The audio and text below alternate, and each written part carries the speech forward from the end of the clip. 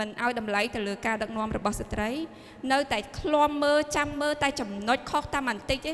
គឺនឹងជន់តែម្ដងខ្ញុំមុននឹងកាន់មកដល់តួនាទីមួយហ្នឹងខ្ញុំធ្វើការសម្រេចចិត្តយូរមែនតើព្រោះអត់ហ៊ានដោយសារថាឡើងទៅដល់តួនាទីហ្នឹងវាអាចស្មុគស្មាញវាអាច stress ហើយវាអាចទទួលបានរងការមើលងាយអីផ្សេងៗអញ្ចឹងទៅ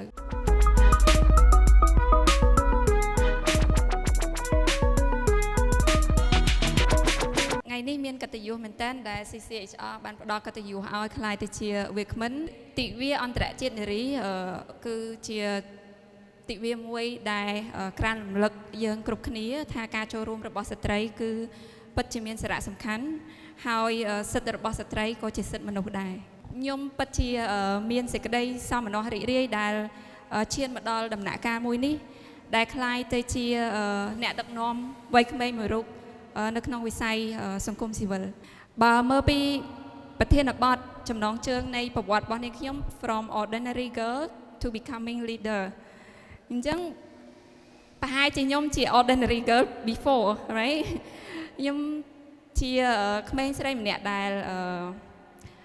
កើតនៅក្នុងគ្រួសារក្រីក្រដែរជាកសិករដែលនៅខេត្តកំពង់ចាមហើយជំនះមែនតើក្នុងគ្រប់ឧបសគ្គទាំងអស់ដើម្បីអាចបំពេញក្តីសម័យរបស់ខ្លួនឯងរៀនសូត្រការពីនៅក្មេងអីដែលខ្ញុំសម័យគឺធ្វើម៉េចឲ្យបានរៀនសូត្របានខ្ពង់ខ្ពស់ប៉ុន្តែក៏អត់ដែរបានសម័យថាខ្ញុំនឹងក្លាយទៅជាអ្នកដឹកនាំមួយរូបនៅថ្ងៃអនាគតដែរព្រោះបើយើងសម័យទៅក្មេងដែលរស់នៅតំបន់ជនបទហើយទៅរៀនដើរអត់ស្បែកជើងទៅរៀននៅសាលាអីដែលគាត់មើលឃើញដែលជាគំរូភាពរបស់គាត់គឺជាគ្រូបរិញ្ញាជាគ្រូប៉ាតឬក៏ជាប៉ូលីសអាជ្ញាធរឬក៏ជាកសិករអញ្ចឹងអ្វីដែលក្មេងៗអាចមើលឃើញគឺជំរឿសទាំងអស់ហ្នឹងព្រោះកាលនោះគឺអត់មានប្រព័ន្ធdigital ទូរស័ព្ទដៃ smartphone ឬក៏ទស្សន៍ដែលយើងអាចមើលឃើញថាឱកាសការងារនៅក្នុងសង្គមគឺវាមានច្រើនប្រភេទដែរមិនមែនមានតែប្រភេទជាគ្រូបរិញ្ញាឬក៏ជាកសិករជាអីហ្នឹងទេប៉ុន្តែអីដែលជាក្តីសម័យរបស់ខ្ញុំគឺខ្ញុំធ្វើម៉េចបំពេញការរៀនសូត្រឲ្យចប់បញ្ញាបត្រដោយលោកប្រធានគាត់បានលើកឡើងស្ត្រីបច្ចុប្បន្នឃើញមានឯករាជ្យភាពច្រើនខ្ញុំគ្រប់គ្រងទៅលើអ្វីដែលលោកបានលើកឡើងដោយសារតែការខិតខំប្រឹងប្រែងរបស់ស្ត្រី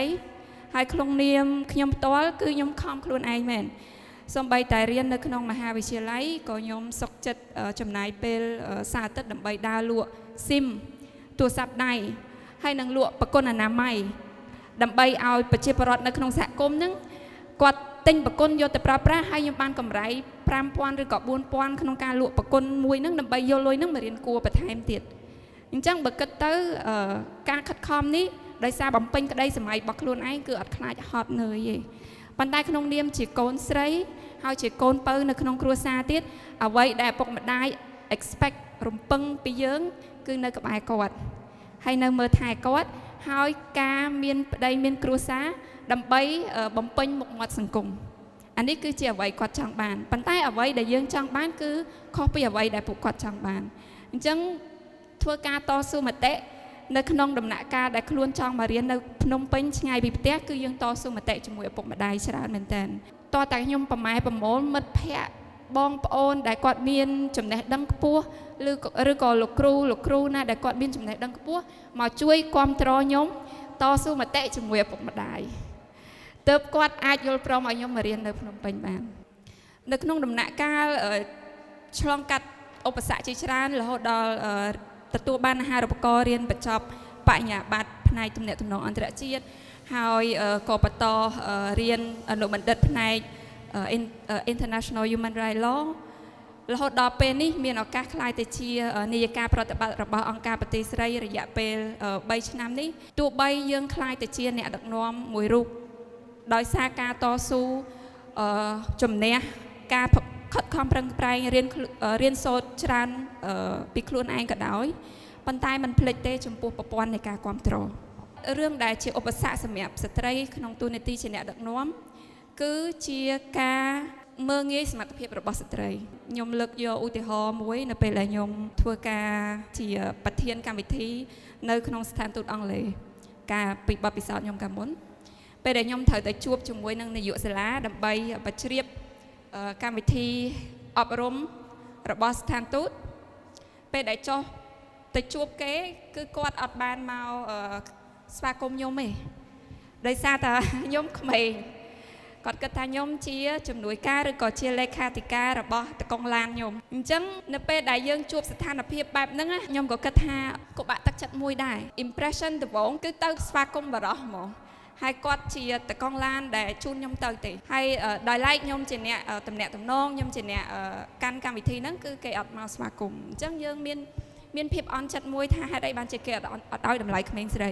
នៅក្នុងទូនាទីជាអ្នកដឹកនាំនេះទៀតគឺខ្ញុំជួបរឿងហ្នឹងច្រើនណាស់ប៉ុន្តែវាលែងតែជាឧបសគ្គរបស់ខ្ញុំទៀតហើយដោយសារអីដោយសារការជឿទុកចិត្តលើសមត្ថភាពរបស់ខ្លួនឯងហើយក៏ដោយសារការលើកទឹកចិត្តខ្លួនឯងថានៅជុំវិញខ្លួនរបស់ខ្ញុំផ្ទាល់គឺមានមនុស្សជាច្រើនណាស់ដែលស្រឡាញ់និងគាំទ្រទៅលើសមត្ថភាពក៏ដូចជាការងាររបស់ខ្ញុំអញ្ចឹងមានមនុស្សជាច្រើនដែលគាត់នៅតែមិនឲ្យតម្លៃទៅលើការដឹកនាំរបស់ស្ត្រីនៅតែឃ្លាំមើលចាំមើលតែចំណុចខុសតែបន្តិចទេគឺនឹងជន់តែម្ដង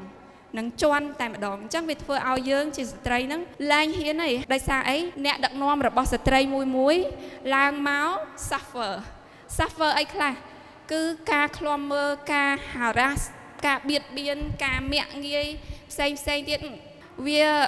ចាក់ឫសគល់ដែលធ្វើឲ្យស្ត្រីដែលគាត់មានសមត្ថភាពក៏គាត់ទទួលយកអត់បាននៅពាក្យរើសអើងនិងរិះគន់សមត្ថភាពរបស់គាត់ហ្នឹងទេអញ្ចឹងគឺជាអ្វីដែលខ្ញុំខ្លួនឯងផ្ទាល់ជួបប្រទះខ្ញុំមុននឹងកាន់មកដល់តួនាទីមួយហ្នឹងខ្ញុំធ្វើការសម្រេចចិត្តយូរមែនតើព្រោះអត់ហ៊ាន